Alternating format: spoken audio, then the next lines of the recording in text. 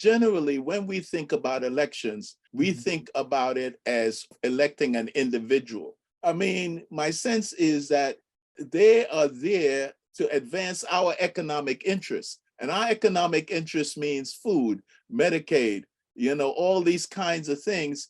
And so, I mean, my sense is that if we don't do something that says you are here to advance our economic interests, and as opposed to what we have now, you're there because you're a good guy and you can make a good speech. My sense is I'm not sure how you solve the problem. I think one of the ways it's really thinking about a successful election as the starting line and not the finish line. So we get an organizer elected. Shout out to Brandon Johnson, the new mayor of Chicago, teachers union organizer, super involved in the 2012 CTU strike, right? That feels like a win for organizing. And I think historically we would just be like, yay, we got a Black man elected mayor of Chicago and he's a union organizer, we've done our job. And I think that as we level up, as we build on SNCC learnings, as we build on the Mississippi learnings, as we build on the Georgia learnings, I think the folks in Chicago and Illinois are clear that electing Brandon is the beginning of what needs to get done for Black folks and working people in Chicago. And it's not the victory, right? Like you celebrate the intermediate wins because social science research tells us that that's important and a powerful motivator to keep people going, right? Pause to celebrate the intermediate wins. But that's not, it was never, ever about getting Brandon Johnson, union organizer, elected as mayor of Chicago. It was about all of the things that folks in Chicago want for themselves. And so I think that that's one of the ways, and it gets you out of the heartbreak and disappointment that will inevitably come when somebody comes and tells you, listen, I hear you, but I'm the president of all of America, not just Black America, right? That it will inevitably happen. It will inevitably hurt your feelings. And you have to realize that that's the beginning of our work, that holding an accountability agenda.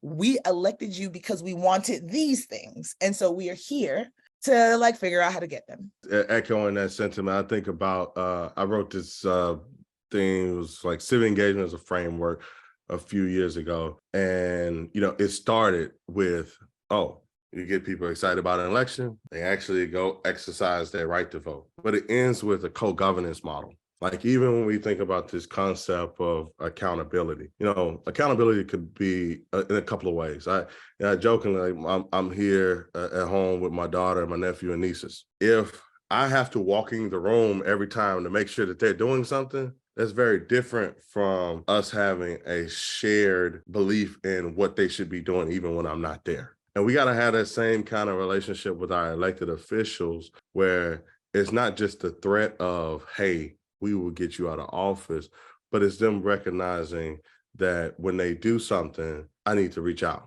So what that could look like is when you have legislators on the floor and an issue is coming up, they're texting people like Nse to say, hey, we got this voting rights issue happening.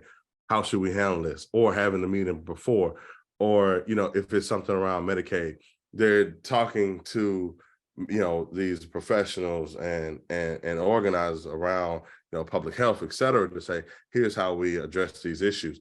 And ultimately, that's what we want to get to, is this co-governance model, where folks recognize that, yes, I may be the one elected, but I govern along with what the community wants. That's what I think we ultimately need to get to. And I think that, the issue is oftentimes we ask folks to engage only in an election. I'm gonna hit you up. I'm gonna talk to you 30 days before, or even in a good scenario, I'm gonna talk to you, 6 months before. But then the aim and the ask is always go vote for this person. But the aim and the ask is never, hey, go and do this thing.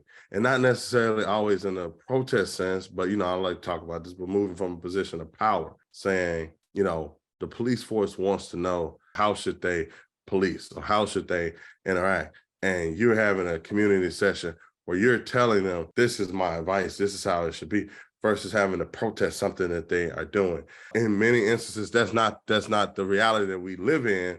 And so we got to get to that place. Ultimately, I think that is where we need to get. And when we try to engage people in a scalable way, it needs to be that. We're not always asking you to go vote. It is, we got this person in office, what should their priorities be? The hard part about it is convincing those who can facilitate the dollars that this is what we need to be doing. But that's where I think we need to be.